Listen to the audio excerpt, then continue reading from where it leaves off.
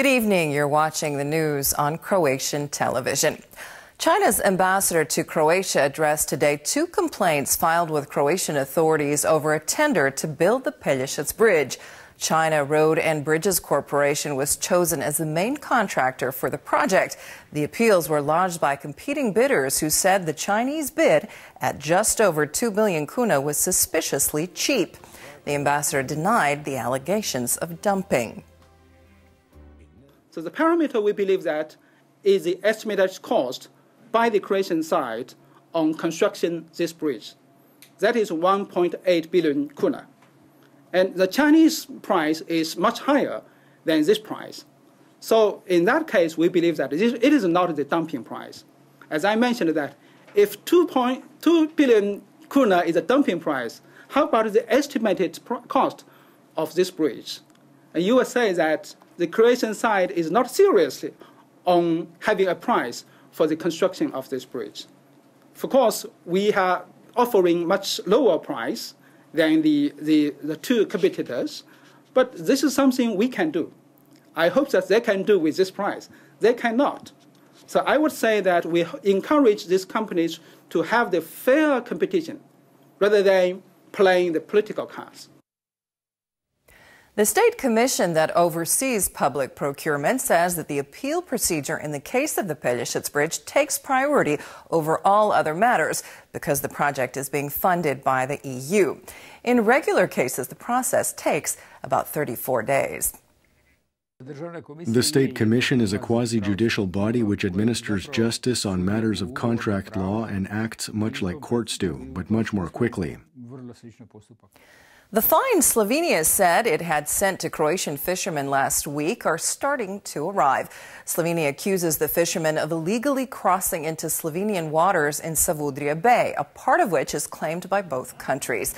A Croatian couple who run a fishing boat in the bay received 14 tickets, each carrying a fine of 500 euros. Another local fisherman has also been served with a fine. They expect more fines to come.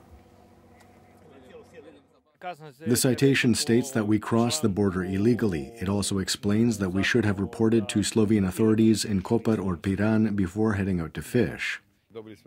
We received the fine this morning. It's 500 euro. If we pay immediately, then it is 250. Of course, we're not going to pay. We fish in Croatian waters, not Slovenian waters. We're going to forward this to the ministry and we'll see what happens. Croatia's foreign ministry has already said it will be forced to respond in the same manner.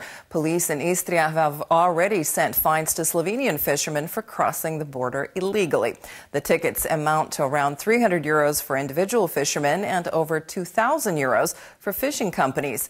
Meanwhile, here's what Slovenian and Croatian officials had to say about the matter. Slovenia's state bodies must adhere to Slovenian, European and international law and act accordingly. The European Commission has urged both sides to refrain from any actions that could harm the ongoing dialogue. Do you think this could have a negative effect on this dialogue? I expected Croatia to abide by our announcement, and that implied not crossing the borderline. We regret that by sending the fines, the Slovenian side has broken our agreement to avoid incidents. In the interest of protecting our territory, we are forced to respond in equal measure. Croatian police will send out today the first of 11 fines to Slovenian fishermen. Our fishermen do not need to be concerned. Our institutions have agreed to provide all of the legal assistance necessary to resolve the situation which they find themselves in now. Industrial output fell by 2.5% last December from the same month in 2016. However, output was up by 1.6% month to month. Looking at the whole of 2017, there were 3 months in which output fell year on year, but production for all of 2017 is expected to be around 2% higher than in the previous year. If the prediction proves to be correct, it would be the 4th consecutive year of growth in industrial output. Serbia's Prime Minister Ana Brnabić has addressed the diplomatic note Croatia sent to Serbia over remarks made by Serbia's Foreign Minister Ivica Dačić in New York last week at the opening of an exhibit on the World War II concentration camp Jasenovac. In a speech, Dačić had implied that Croatia's leadership was encouraging hard-right extremism. Brnabić said she did not see any reason for the note and added that Croatia should have supported the exhibit. Croatia's foreign minister had this to say in response. In terms of the credibility of the exhibit, it's enough to say that neither Yad Vashem nor the UN were involved.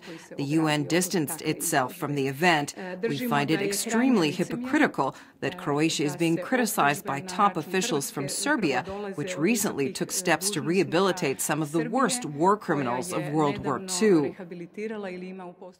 In sports, Croatia's Mate Pavić is back from Melbourne after winning a Grand Slam doubles-double. The 24-year-old won both the men's and mixed doubles titles at the Australian Open this weekend. The feat is still sinking in. The feeling is amazing. I'm extremely happy with everything. I'm still a bit dazed and the reality of the achievement hasn't quite set in. But bit by bit, I'm starting to realize this was a big deal.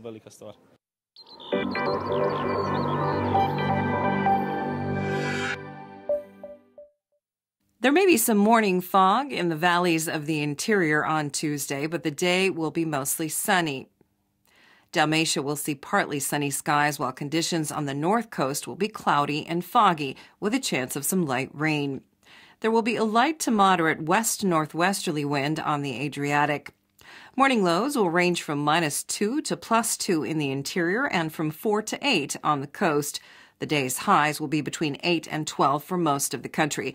It will be slightly warmer in Dalmatia and the east. The three-day outlook in continental Croatia calls for a rising southwesterly wind on Wednesday and Thursday. There will be some scattered rain in the mountains on Wednesday, but showers will spread to the rest of the interior on Thursday. Temperatures will dip overnight into Friday. The rain on Friday is expected to turn to snow in some areas, especially at higher elevations.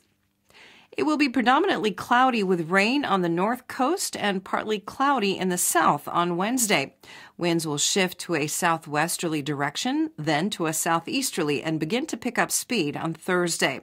By the end of the week, it will be wet up and down the coast. Northeasterly winds on Friday will make for cooler temperatures as we head into the weekend.